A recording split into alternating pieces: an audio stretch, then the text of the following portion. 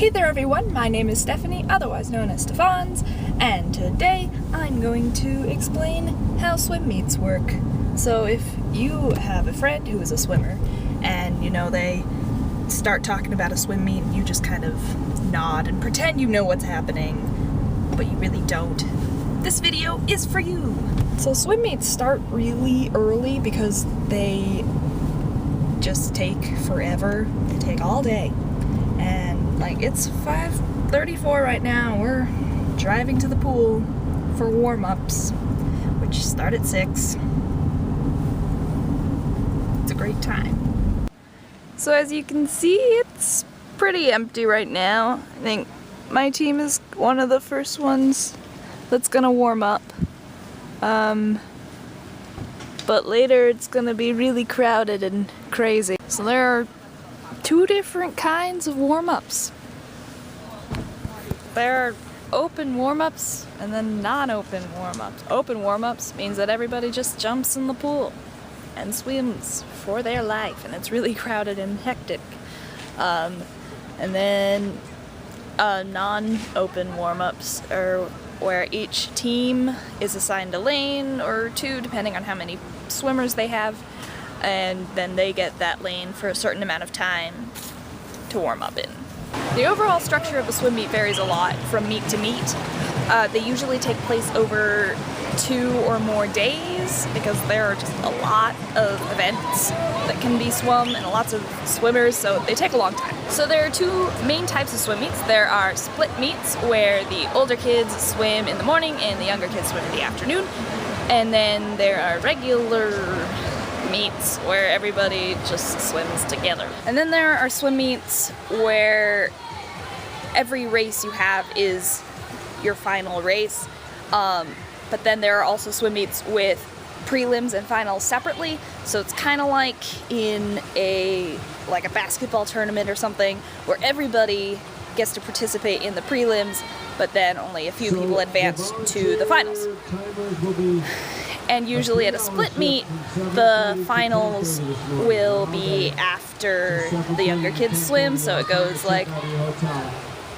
11 and up, they do their prelims, and then the 10 and unders do their regular meet, and then there's the finals for the 11 and over people.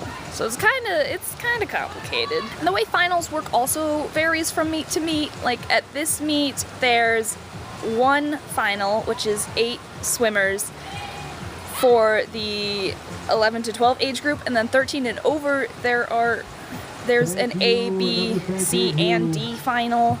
So there are 4 sets of finals, and 32 people get to swim in the finals. So we got 9 more timers. And yeah, but that changes from meet to meet. Sometimes there'll just be 1 final for each age group, but it kind of depends on the meet. So the thing about swimming is that it's much more of an individual sport, even though we do have teams. So what you're really trying to do is swim faster than you had before. That's the whole point of a swim meet, is to just go as fast as you can. So swim meets are divided into events and heats.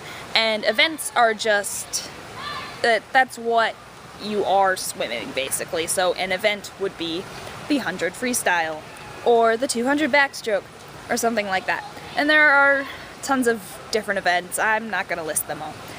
But then within those events, because a lot of people sign up for those events and you can't have all those people swim at the same time, there are also heats. And a heat is, depending on the size of the pool, it's just 1 person per lane. So at this meet, it's 8 people swimming in 1 heat. A lot of times you tell your non-swimmer friends oh, I had a swim meet, and they'll ask, oh, did you win? And you don't really win a swim meet necessarily. As an individual, you can win an event. Say you swim the fastest time of all the people in the 100 free, then you get first place in the 100 free. But you can also win your heat if you're the fastest person in your heat.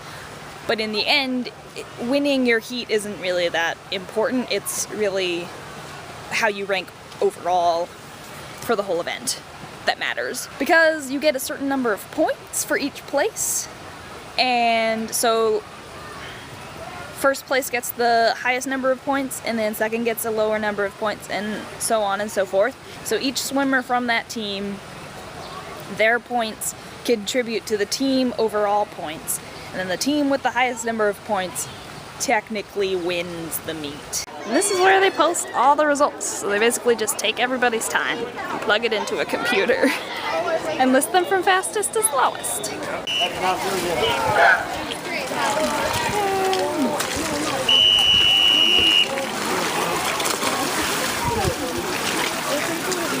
I remember now. It's all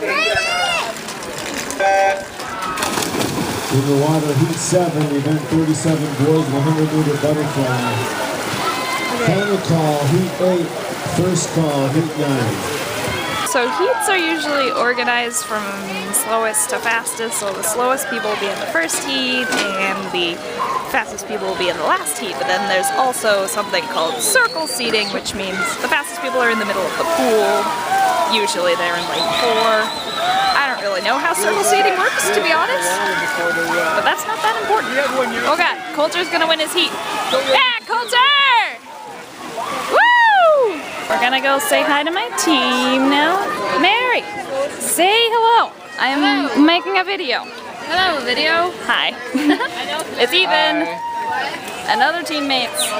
You can't see them because they're backlit. It's Dylan. Yeah, cool. I don't know what I'm doing. What are you making a video for? For YouTube. I have a channel and it's kind of lame, but that's okay. That's alright. She has cool sunglasses. Yeah, sunglasses.